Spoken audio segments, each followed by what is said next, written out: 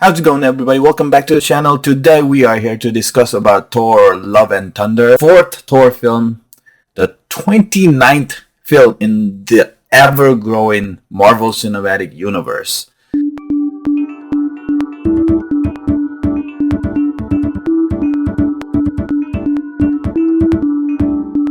So Thor Love and Thunder is once again directed by Taika Waititi, who directed Ragnarok before.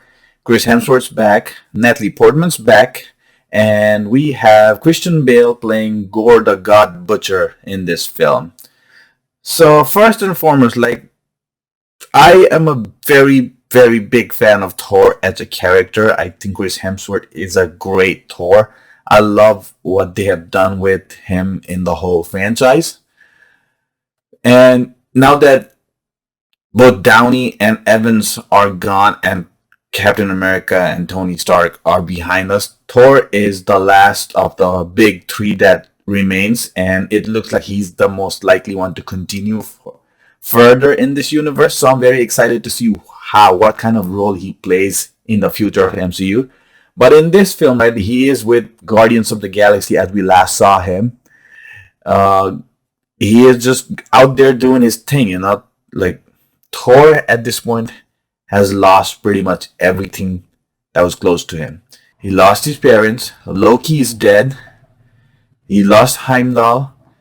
And the whole thing with Thanos in Infinity War and Endgame, So Thor's not himself. He even left King Valkyrie to be the king of Asgard. And now he's out there searching for himself, trying to find out who he is, what he is, and this is what this film does. Christian Bale plays Gore, the God Butcher. This film starts with him showing his backstory, which is he has a daughter. She's dying. He prays the gods to save her, and the gods don't. And they basically just laugh at him, and he finds the Necrosword. The Necrosword gives him power, and now he is looking to get his revenge on all the gods. And eventually, him and Thor go against each other, and that's what the film basically is about.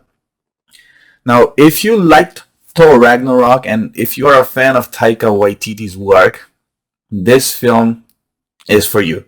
You'll enjoy it, you'll like it, but if you did not like Ragnarok, and if you did not like the direction they went with Thor in that film, you're not gonna love this film at all.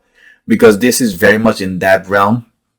Even more, let's just say, even more comical, even more crazier than Ragnarok. And that's where my problem lies with this film. I don't mind comedy. I think Chris Hemsworth is really good at comedy, and I think Thor as a character is really suitable in the MCU as this comic character, but only up to a certain extent, right? For a story like this where you have a character like Gore the God Butcher, I was expecting a little bit more seriousness, a little bit more of drama, basically. He's called the God Butcher. He's killing all these gods, and the stakes are high. But because the film doesn't take itself that seriously, we as an audience do not resonate with all the emotions that I think they wanted us to feel. For example, right? The big part of this film is the relationship between Thor and Jane. And Natalie Portman as Jane Foster has never worked for me. I love Natalie Portman, but she as that character never worked till now. In this film is first time when I felt like, yes, Jane Foster is a character that I like, that I enjoy watching. And Thor and Jane, they're not Tony and Pepper. They're not Steve or Peggy. There wasn't that chemistry between them. Yes, they were a couple, but we never really cared for them. This film finally allows us as audience to feel something for them as a couple, and we find out that Jane has cancer, stage 4 cancer, and Mjolnir calls her, and she becomes the mighty Thor, and that prevents her from dying. But also, every time she uses the power of Thor, her mortal body cannot handle it, and she's dying eventually if she continues being Thor. When she's Thor, she's fine, but when she stops being Thor, she's on the brink of death. And there's a whole emotional scene between Thor and Jane, right? Like he's losing her, and that's something that should hit you.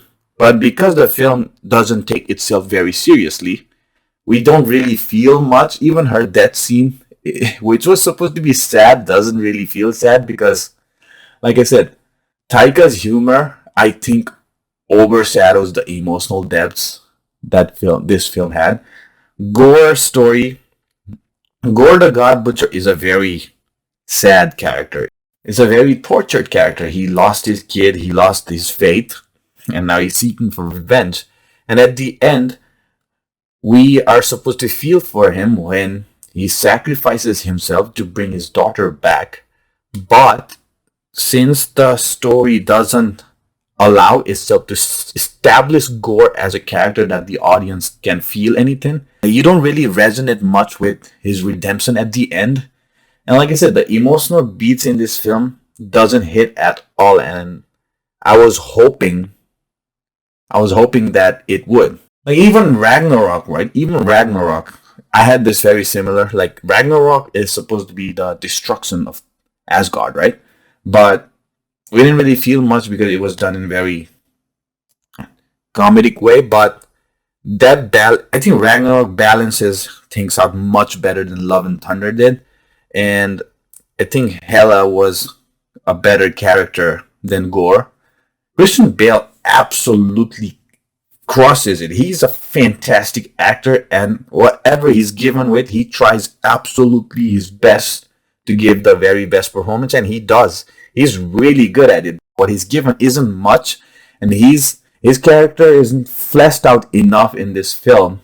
Also, this film doesn't let us sit back and take a breather. Like it's so fast paced, and it jumps from one scene to another, one action sequence to another, one place to another so quickly. So we don't have enough time to sit down and breathe and take in what we're watching. Like, for example, the Guardians of the Galaxy are in the film for the first 10 minutes. They're just there to tell us that, oh, Thor was with them and now he's going to go on his own.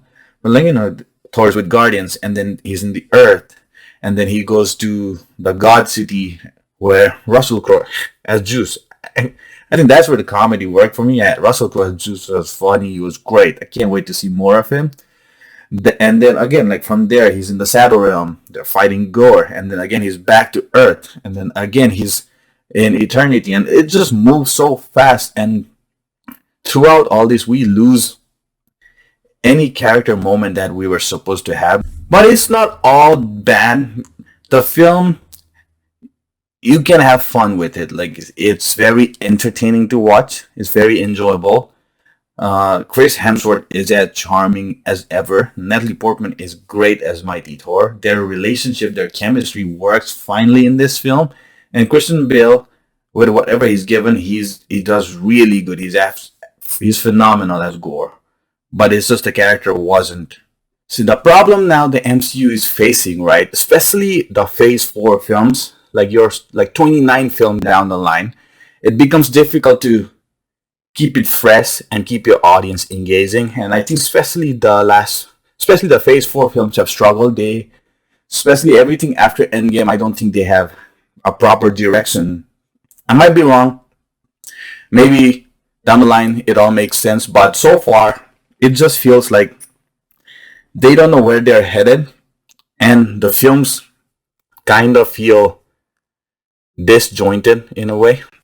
Back in Phase 1 and even Phase 2, like each Marvel films, like they were connected, but they felt different. Like Winter Soldier was a very different film compared to what Ant-Man or what Guardians of the Galaxy was, right? So I like that every film had its own personality, and with Thor and Multiverse and Black Widow and even Eternals, I mean, I liked all of these films, but it just feels like they're being done just for the sake of being done, and we don't know where they're going. Like I don't know if I'm ever gonna be seeing Eternals again. I don't know if they'll be back or what role they'll play.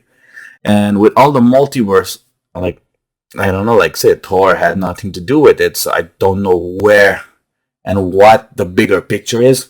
We know Kang is coming, but I don't see Kang as being the big Thanos level villain.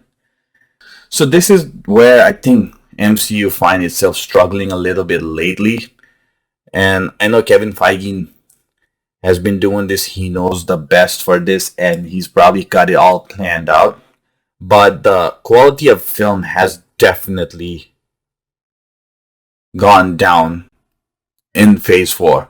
Spider Man worked because of massive nostalgia, and it gets a pass, like I said, because that's an event film. We don't see that happening a lot. Shang-Chi was interesting because it introduced a new character, but Black Widow felt very stale. Eternals, I liked it, but not a lot of people did. Multiverse, again, it wasn't great. It was okay. And again, Thor Love and Thunder it falls under the same. Like, it's not bad, but it's not great either. It's okay. Like, it's like, I think it's at 60 something percent on Rotten Tomatoes, and that sounds about right. Like, it's not something that I came out jumping excited. Like, first Thor is still one of my favorite films, and I think I would definitely like to go back to seeing more of a that Thor than what we have gotten lately. Like, I don't mind Thor being comedic. Like, even in the first Thor film, like when he drinks that coffee, drops the mug, and goes another. That was Thor being comedic. I liked it, but just need a little bit of balance of like Thor being a proper character. He's the god of thunder, and we don't want him to be some idiot who's just bumbling around, like, doing whatever and all that. So, as much as I love Ragnarok and as much as I love Taika's, I think for Thor 5, we are okay to move on from Taika and get somebody else to do it. Like the end credits, the second one is just a filler with Natalie Portman's character going to Valhalla and Idris Elba's Heimdall welcoming her. But the main post credit hints at Hercules, and Zeus sends Hercules to go after Thor. So we're gonna be seeing Thor versus Hercules, and I don't want to see that as another, like, because Thor versus is a fight that has happened a lot, and we know they are head to head. Hercules even overpowers Thor, and eventually, like, that's a battle I want to see where I can actually, without a lot of like slapstick comedy. So I like Taika's done 2 films, and he's going on to do Star Wars now. So I hope Marvel can go and get somebody else to continue this franchise, and we can see a different vision, different. Like, you don't even have to go completely different from what has been established, but little less of like I just want to feel the character moments, and I just want it to mean something, in the future Thor films. But that's that Thor Love and Thunder. Like I said, it's a hit and a miss for me. Like, I liked certain things, I did not like certain elements, but overall, like I said, I enjoyed watching this film. But I wish that it was more than what we were given. Like, it had potential to be a lot more, and I feel like there's a lot of wasted opportunities, especially with Christian Bale, with the caliber of actor that he is. I think we wasted him, and Gore the God Butcher, it could have been a great character, but ends up being underwhelming. Marvel villains to end up being that a lot, unless, and I don't mean to, but this film missed a character like Loki so much. Like, throughout this franchise, Thor might be the main character, but I realized that Loki is equally important for these films to work, because Tom Hiddleston brings such charisma, and his chemistry with Chris Hemsworth is so good, and back and forth. Like, I think I missed that in this film. So if there's possibility to bring Loki back in the Thor universe for Thor 5, I would happily take it. I would happily have them be in one universe, then them go in 2 separate ways, because them together work. And yeah, that's Thor Love and Thunder. What did you guys think about the film? Let me know in the comments below, and I'll see you next time. Peace.